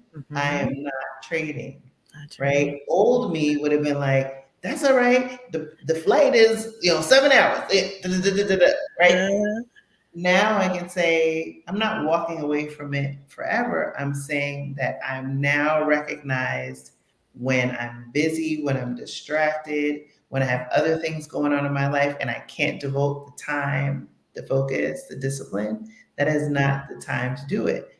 But I that's a can invest, which I continue to do, right? Because that's exactly. right? Yes. That's a lesson to anybody. And I, like I said, for me, I took takeaways from that and I appreciated, right, the L in it because it's something that I learned not to do again. And I said, okay, you know what? When I'm in a busy season, that's Mhm. not the time. Absolutely. I agree. I only trade very specific days and times. Like I only Mm, trade on Monday and Wednesday, and I only trade the open. So by 10:30 in the morning, I'm done. I'm done trading. Even if the market is going on a tear and everybody's talking about Nvidia or Bitcoin or whatever the Yeah. latest run is, and it's not Monday or Wednesday, I'm not Mhm. trading. Oh, that is My a high system degree of is discipline. I my love system it. is so strict because I've Yeah. I've had a lot of lessons learned like you, and I have a Mm. very specific setup. And if the Mhm. trade does not come to me, I don't chase anymore. I've learned my lesson from chasing. I've learned my lesson from jumping in. If the money does not come to me, my setup is on the charts. I have Yeah. my limits set. I have my orders placed. If it does not come to me, I just don't trade that day. But it Ooh. requires that level of discipline in Yeah. order to be a consistently profitable trader. I don't mean making $1,000 today and losing 1,200 tomorrow, making 800 on Friday, and then losing Exactly. 500 on Monday. To be a consistently profitable trader, it requires an enormous amount of discipline. And I've Yeah. had my losses, like you. I think I shared my biggest loss. So because of my lessons learned, I use that to educate others so you're not making the same mistakes I made. Yeah. You're like, you don't have to repeat them. Right. Like you To said, you learn. can invest at any time, no matter Yeah. what's going on in your life. Investing is Exactly. easy. Exactly. Yes. DMW, what type of business entity do you suggest when renting out your home? That's a you question. Do you have more than one home? So it depends on how many homes you have. When I just had one property, I didn't establish a business entity. Yeah, I didn't think you needed to. I've only No. had one other property that was a rental, and we didn't establish Yeah, anything. I didn't establish an entity at all. I didn't establish an LLC until I had multiple properties. Hmm. And Dantes, what's your opinion on CDs? I plan to retire in less than 10 years. I'm already debt free. I Yay! love that, Mhm. Dantes. Yes. I think CDs are great as long as you understand the terms and conditions of the CD and knowing that your money is locked up for the period of time in that CD. I Mhm. think CDs are great. With a lot of CDs, the terms and conditions will be something like, let's say if you have a rate of 6% that you can earn, but you have to keep your money in there for 5 years, right? If Mhm. you withdraw your money early, you'll lose like 6 months of interest. There's some type of like early withdrawal penalty or something. So as long as you understand the terms of it and you're okay with that, CDs are a great part of your total financial structure, your total financial plan. Awesome. Tanya asks, how do you negotiate 5%? Like I said, I just had one property when I started Mm. out. So because I only had one property and it was pretty easy to manage. And then also I lived locally at the time. So Oh. that's what we kind of agreed to because it didn't require a lot of effort on her part. And Mhm. then as my ownership grew and then I moved away and she took on more responsibility. It was kind of like something she did for me just because Mhm. we had been working together for so long. But then there was clauses in the contract that, Yeah. the rate would go up if she had to do XYZ or if Mhm. her responsibilities increased. And that's why she increased her rate on me this year. Sister Geek speaks for clarification when stating that first 100K, are you referring to overall net worth or an amount in a specific account? You want to take that one first? It could be either or. For purposes of this conversation, I don't think we really established anything specific. As a investor, if you're just starting off and you want to build your first 100K portfolio, I think that's an amazing goal. Mhm. Regardless of your other financial responsibilities, building that first 100K in an investment portfolio, that's like, yes, I did that.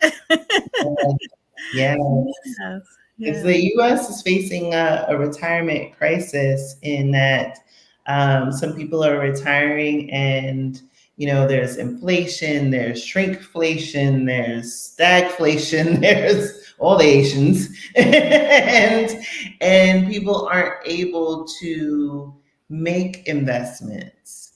Mhm. And that is challenging, right? And so getting to that first 100K is quite an accomplishment because there are people that are retiring. When you look at the timelines and the ages and the amounts that they have, it's there's a huge, crisis that's underway. Social Security is not paying what people thought that they could live off of, 2000 a year.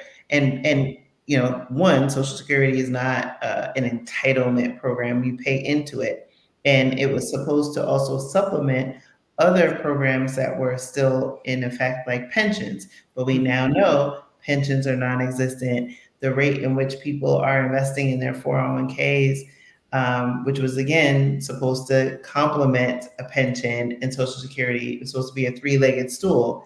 Now people are left with like half a leg, right? And so we're talking about that 100K. That is where you're going to start to like shore up that stool and continue to build a foundation that will enable you to not struggle, whether your plan is to move abroad or your plan is to long travel or whatever, right? Whatever your heart desires. I think that's really what the intention is behind this conversation.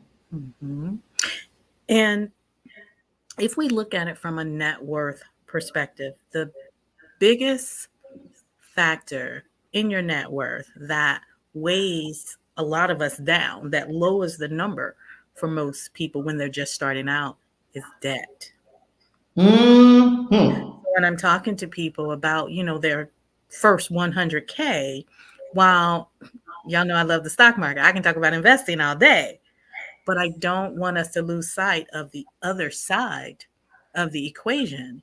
You can have a $100,000 investment portfolio, but if you also have $50,000 in credit card debt, your net worth is a lot lower and is also slowing down your financial progress. So while investing is something important, and I believe the earlier you start, the better, because that eighth wonder of the world, that compound interest, it does Yes. the work for you and create those money babies that I like to talk about. Ooh, the money babies. That almost was going to be the title for this conversation. I was like, money babies. Money babies. But at the I same love time, money babies. I love if money you babies. have a lot of high interest debt, and I'm not talking about debt like your mortgage on your home, but if you have high interest debt, that double digit interest rate on the money that you owe someone, it is weighing down your financial progress. And one of the visuals that come to mind when I'm trying to help people understand how debt can weigh down your financial progress. If you can imagine someone running a race like a 5K, right? And we're all at the starting line. Krishan is standing next to me. We're gearing up. We're getting ready to start. We're both debt free, right? But if you have high interest rate debt, you may be more fit than both of us. I know you more fit than me. You may be more fit than both of us. But that high interest rate debt is like having a ball and chain around your ankles, right? Yes. Imagine trying to run a 5K with the ball and chain around your ankles, no matter how fit you are, no matter how much training you did to prepare for the race. So, no matter how much financial literacy you've gained, no matter how many courses you've taken, how many groups you've joined, how much coaching you've received, if you are still carrying that high interest debt, which is usually credit card debt, it's Yeah. going to slow you down and limit your financial progress. Yes. Right? Absolutely. So prioritize that and invest at the same. I hesitated because a lot of people say, they ask me, should I pay off debt or invest? If you have access to a 401k, right? That those are investing, that's investing too. And you're Mhm. getting tax advantages. If you are eligible to contribute to a Roth IRA, that's investing too. Those have tax advantages. But aside from investing where there's no tax advantages, it's better to pay off that high interest rate debt because Mhm. you're paying 20% or more on this debt while you're trying to invest in the stock market and only earning 10% Yeah. gains, right? So you're digging yourself deeper into the hole by ignoring that 20% debt. Mhm. So pay attention to both sides of the equation when you're establishing your foundation, that first 100K. Get rid of Yeah. that. And full transparency, when I was starting over, I did, at that point, like I had shared, I was on Dave Ramsey's plan. And I took a pause to, focus on paying off the debt, and, then start to reinvest in my 401k. And at least for me, because it was very difficult to actually make that push the button to stop contributing, I was like, I'm going to pay this thing off so fast because I looked at every paycheck coming in. I was like, oh, so I was like finding money, selling stuff on eBay, doing whatever I could to pay it off fast. And it Yeah. was less than a year, Mhm. so that I could get back in. And then it was like, never again. Mhm. And for me, and I'm not saying that this is a recommendation for everyone, like for Mhm. me, it was a motivator because it took a lot for me to make that decision. And Mhm. I was like, this is not going to be I'm going to pay this off over 3, 4, 5 years. No, no, no, no. I was like, I started making a game. I love Mhm. games. So I was like, you know Yeah. what? I'm going to make it a game. And Yeah. I'm like, okay, let me find money on the street, sell something. Don't take this. I was like, whatever I can. I got a coupon. Oh, blue, blue. Right? I think Yes. whatever I had to do. And then when, once I started, like, I got another car, really my car, like, died, and I got another car, and I didn't stop investing. So like I said, it was only that one time, Okay. but that car I paid off in a year. And it was like every time I would take on a period of debt for whatever reason, like a car, which I don't have now that I live in Portugal.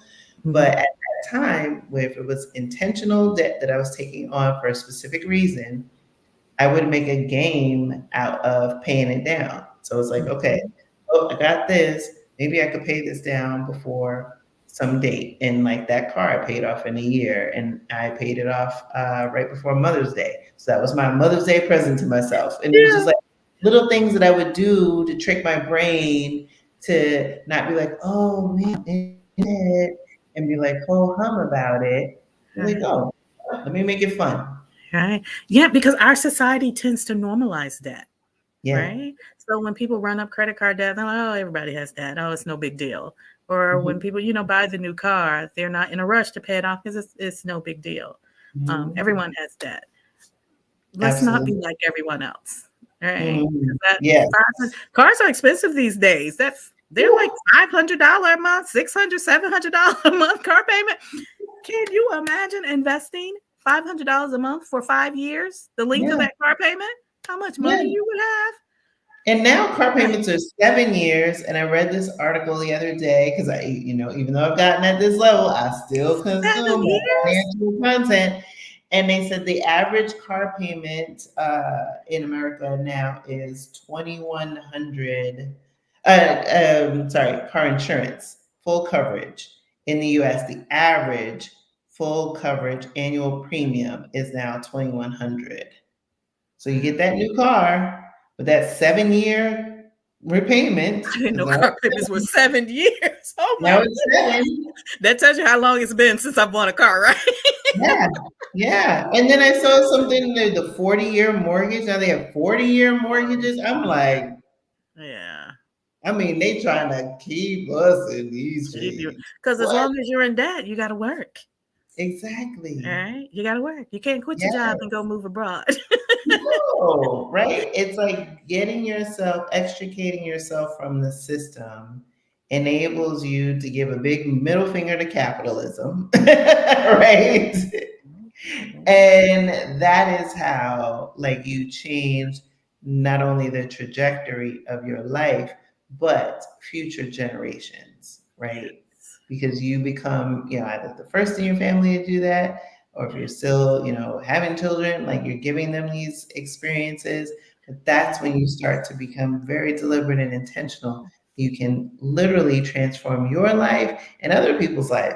I get emails and messages from some of you who are kind enough to send me messages and emails about the guests on the show or on the channel and or being in the community and how this has changed your life by me going against what everybody else was telling me and deciding to create this platform.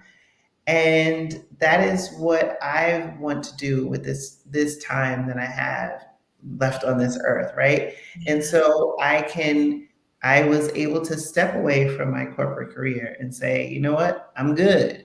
And this is what my purpose is in life. And this is what I'm pouring my energy into because I want us all to get to I love that. whatever area of life that you want to get, but you get to choose. You Yeah. get to choose that, Mhm. right? Society doesn't need to dictate that to you. Mhm. You get to choose. You're in the driver's seat. Like I'm a coach, right? Malika's a coach, right? We want to coach you along, but we're not here to solve all the problems for you. We're here to share our journeys as sources of inspiration.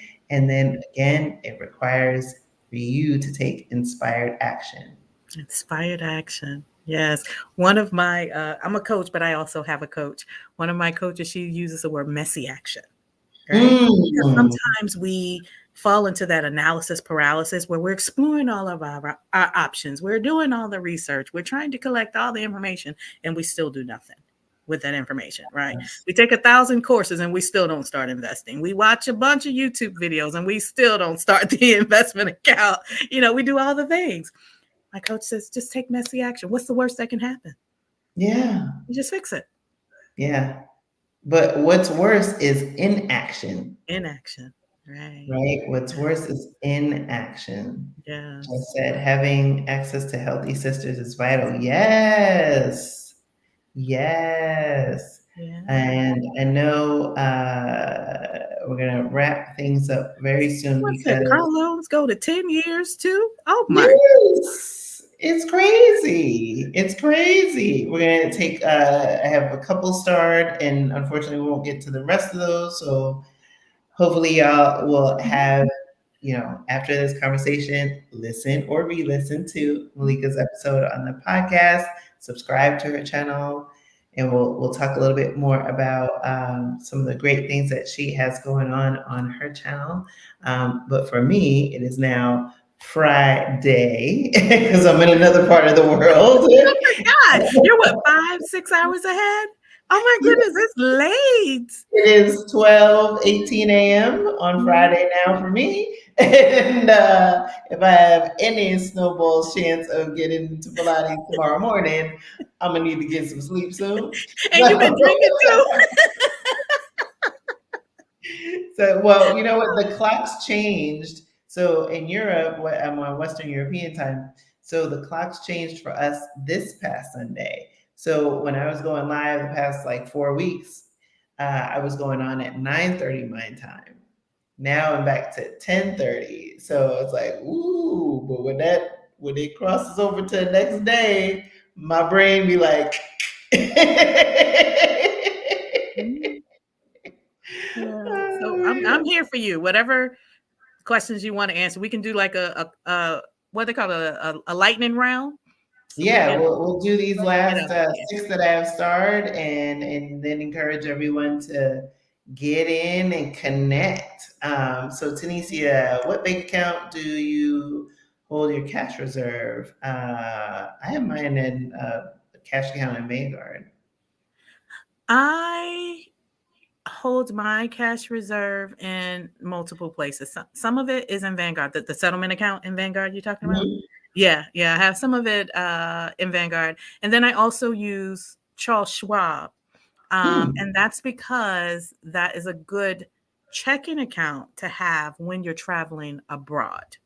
Yes. Yeah. So I don't live abroad, but I travel frequently. So I want to Mhm. make sure that I can access my money using my ATM card without paying ATM fees or if the ATM charges a fee, Charles Schwab will reimburse the fee. If Mhm. I use my card to pay for a transaction, I'm not charged a foreign transaction fee. So things like that. I need to be able to access my funds while I'm abroad without worrying about paying extra fees. So Mhm. I keep a large chunk in Vanguard, but I also make sure I have some that are accessible in Charles Schwab. Cool. I am Karen Louise. Hey, Karen Louise.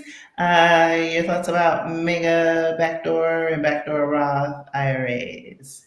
I haven't done either. Well, I did a backdoor, I think once, but not a mega. Yeah. I didn't do the mega backdoor. My job, my employer did not allow it.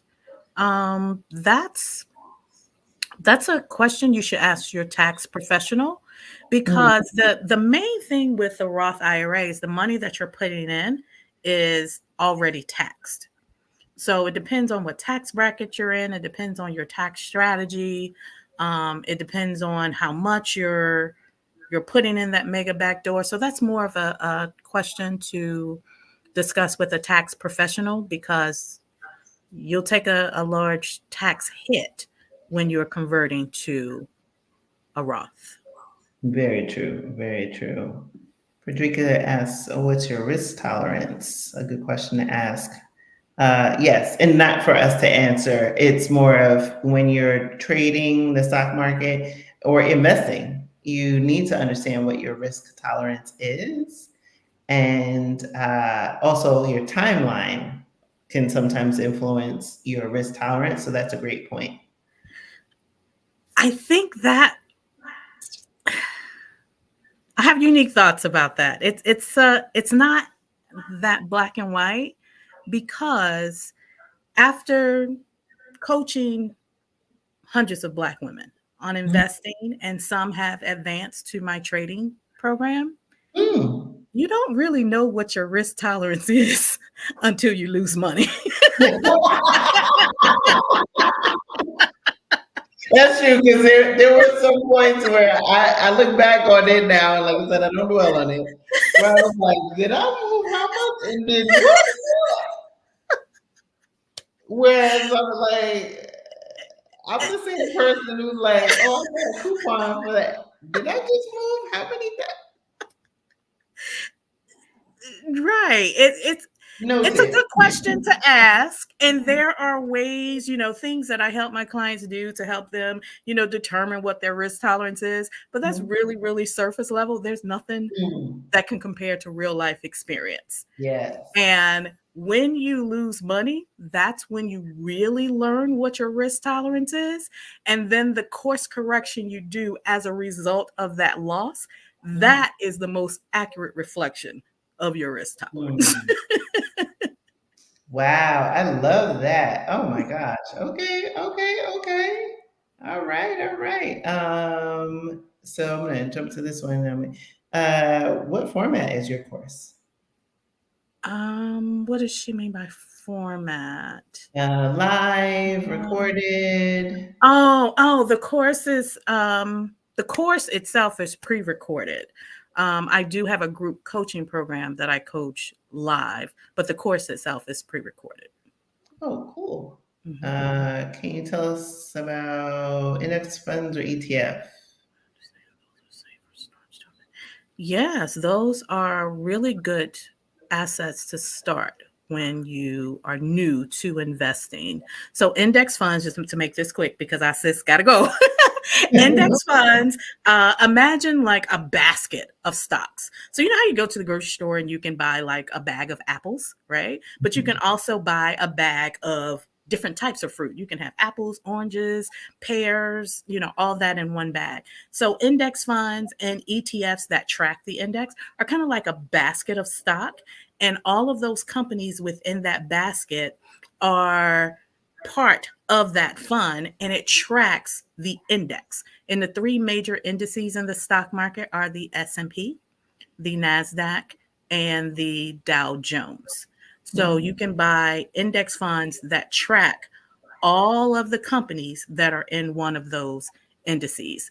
And what makes it a safer investment is because it's kind of like automatically diversified. You're not taking on as much risk if you were investing in one company, like investing only in Tesla. That's very Mhm.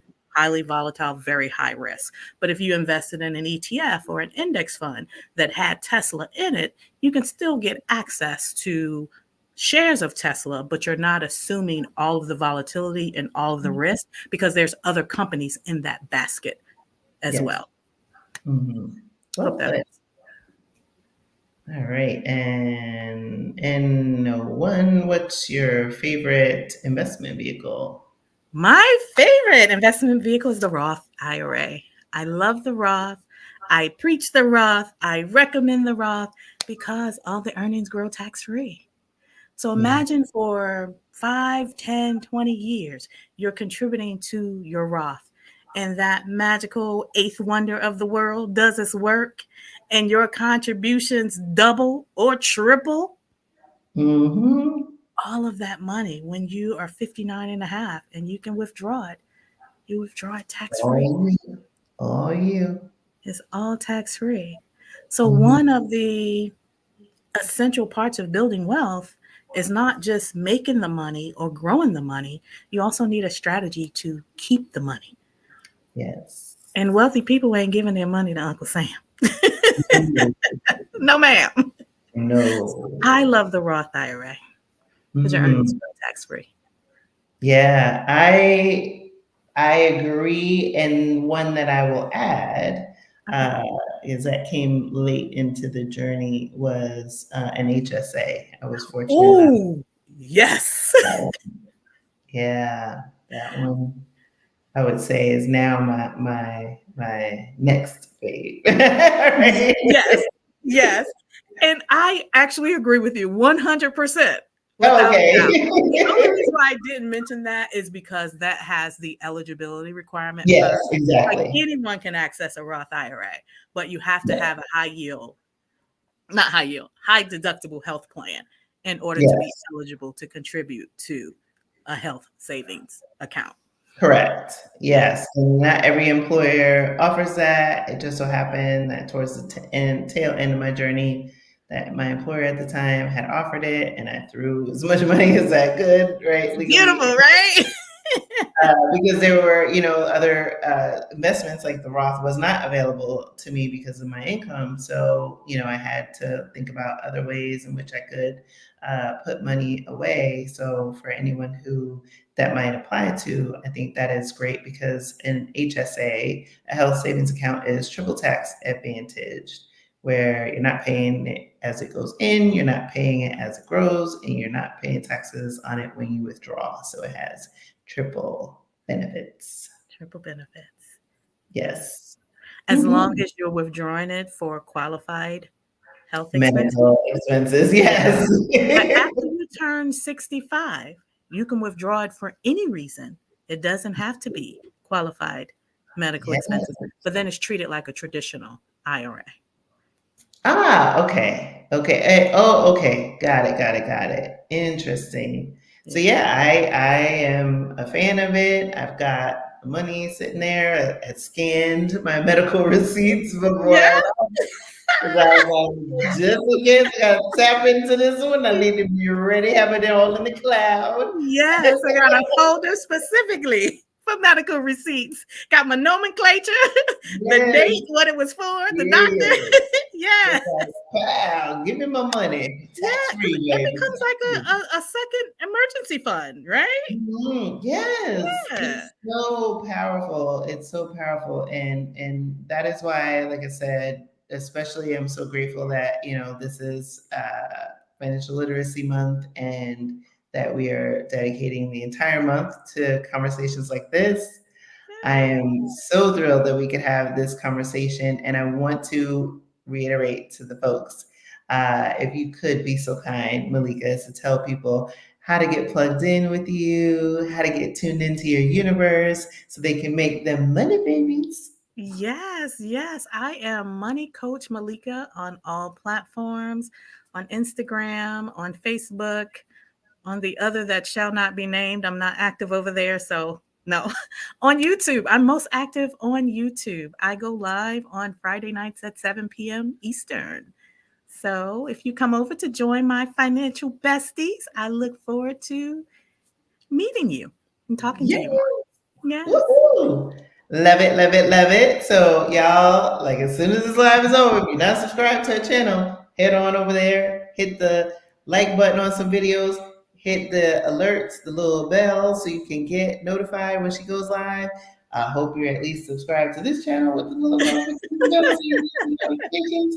'Cause like I said, all month long, the content is going to be flowing. So, look forward to you all tuning in next week. Again, Malika, thank you so much for this reunion. Listen to the Blaxit Global podcast. My New pleasure. episode drops on Monday. And I will see you next Thursday. Same bat time, same bat station. Ciao, ciao, y'all. Bye for now.